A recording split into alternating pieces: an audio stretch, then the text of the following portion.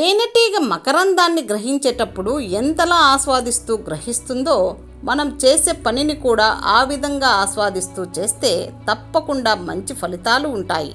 మన అనుకున్న వారిని పలకరించాలి అంటే ఉండాల్సింది సమయం కాదు, మనసు ఉంటే సమయం ఖచ్చితంగా ఉంటుంది. ఆనందం వస్తువులలో ఉండదు, అది మన మనసులో ఉంటుంది. సుఖశాంతులు సంపదలలో లేవు, మనం సంతృప్తి పడటంలో ఉంటుంది. ఎంత సాధించినా సంతృప్తి లేని జీవితానికి శాంతి అనేది ఉండదు.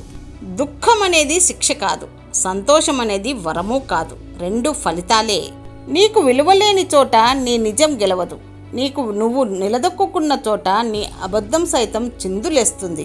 మీరు 1000 యుద్ధాల్లో 1000 మందిపై విజయం సాధించి ఉండొచ్చు, కానీ తనపై తాను విజయం సాధించిన వారే అసలైన విజేత. చదువుకున్న పౌరులు లేకుండా ఏ దేశమూ అభివృద్ధి చెందలేదు. కట్లు తెంపుకోవడానికి కత్తిలాంటి ఆయుధం చదువు ఒక్కటే. 100 బిందెలతో నీళ్లు పోసినంత మాత్రాన చెట్టు అమాంతం కాయలు కాయదు. అలాగే మనం ఎక్కువ కష్టపడుతున్నాం కదా అని పనులు క్షణాల్లో పూర్తయిపోవు. దేనికైనా సమయం రావాలి, సహనం కావాలి. దానగుణం కలవారు పేదవారవడం, ధనవంతులు పిసినిగొట్టులవడం, పాపాత్ములు దీర్ఘాయుష్ కలిగి ఉండడం, పుణ్యాత్ములు అల్పాయుష్కులై మరణించడం, హీనబుద్ధి కలవారు అధిపతులవడం, మంచివారు సేవకులవడం, ఈ 6 గుణాలు కలియుగంలో ప్రబలంగా కనిపిస్తాయి. జీవితంలో ఎవ్వరూ ఎవ్వరినీ పూర్తిగా అర్థం చేసుకోలేరు. అలా అర్థం చేసుకుంటే ఎవ్వరూ ఎవ్వరికీ దూరం కారు. తనను తాను చిన్నపుచ్చుకోవడం అతని పెద్ద బలహీనత. తనకు తాను ద్వేషించుకోవడం ఆ వ్యక్తి పతనానికి మొదలు. అదేంటో గాని ప్రతి మనిషి తాను చేసిన తప్పులను బీరువాల్లో బాండు పత్రాల్లా దాచుకొని ఇతరుల తప్పులను మాత్రం ప్రచార పత్రాల్లా వీధుల్లో ప్రచారం చేస్తుంటారు. నేర్చుకోవడం ఎప్పుడైతే ఆపేస్తామో అప్పుడే మన పతనం మొదలవుతున్నట్లు లెక్క. గెలుపు అనేది నీడ లాంటిది, దాన్ని పట్టుకోవాలని చూడకు. నీ దారిలో నువ్వు సాగిపో, దానంతట అదే నీ వెంట వస్తుంది. కానీ నీ అడుగులు వెలుగువైపు పడితేనే నీడ ఉంటుందని గమనించాలి.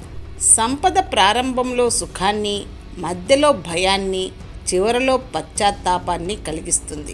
నిజమైన కళ నిన్ను నిద్రపోనివ్వదు. ఏ కళ లేనివాడే ఎక్కువ గంటలు పడుకుంటాడు. మంచివాడు మొదట కష్టపడవచ్చు కానీ ఓడిపోడు. చెడ్డవాడు ముందు సుఖపడవచ్చు కానీ ఓడిపోతాడు. ఒక యుద్ధం వచ్చినప్పుడే దేశంలో ప్రజలు మతం, కులం, ప్రాంతం అనే తేడా లేకుండా కలిసిపోతారు. అలాగే కష్టం వచ్చినప్పుడే ఒక్క కుటుంబంలో వాళ్ళు స్వార్థం, ద్వేషం, పగ పక్కన పెట్టి ఒకటవుతారు. ఒడ్డున కూర్చోవడం చాలా సులభం. మీరు నీటిలో అడుగుపెట్టిన తర్వాత మాత్రమే లోతు మీకు తెలుస్తుంది. మనం బాగున్నప్పుడు లెక్కలు మాట్లాడి, కష్టాల్లో ఉన్నప్పుడు విలువలు మాట్లాడకూడదు. తెలిసి చేసేది మోసం, చేశాక తెలిసేది తప్పు. బాధలో ఉన్నవాడిని బాగున్నావా అని అడగడం అమాయకత్వం. బాగున్నవాడిని ఎలా ఉన్నావు అని అడగడం అనవసరం. ఎప్పుడైతే ఎవరిని ఆశించవో అప్పుడే నీ జీవితం బాగుంటుంది. ఉన్నవాటి విలువ అవి మన దగ్గర ఉన్నంత వరకు అర్థం కాదు. ఒకసారి అవి చేజారిన తర్వాత అర్థమైనా ఏమీ చేయలేము. అది కాలమైనా, స్నేహితులైనా, బంధువులైనా, చివరికి వస్తువులైనా. నువ్వు విన్నది అంత త్వరగా నమ్మకు, ఎందుకంటే నిజానికంటే అబద్ధానికి వేగం ఎక్కువ. ఏ అమ్మాయి అయినా కోరుకునేది ఒక్కటే, కన్నీరు పెట్టించకుండా కంటికి రెప్పలా చూసుకునే భర్త తోడు కావాలని.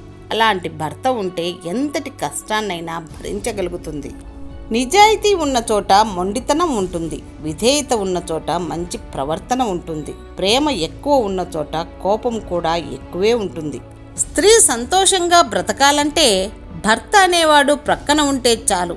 మరే ఆస్తులు, అంతస్తులు అక్కర్లేదు. కష్టసుఖాల్లో పాలు పంచుకుంటూ నీకు నేనున్నాననే భరోసా ఇచ్చే భర్త ఉంటే స్త్రీకి ఇంకేం అక్కర్లేదు. జీవితాంతం సంతోషంగా గడిపేస్తుంది.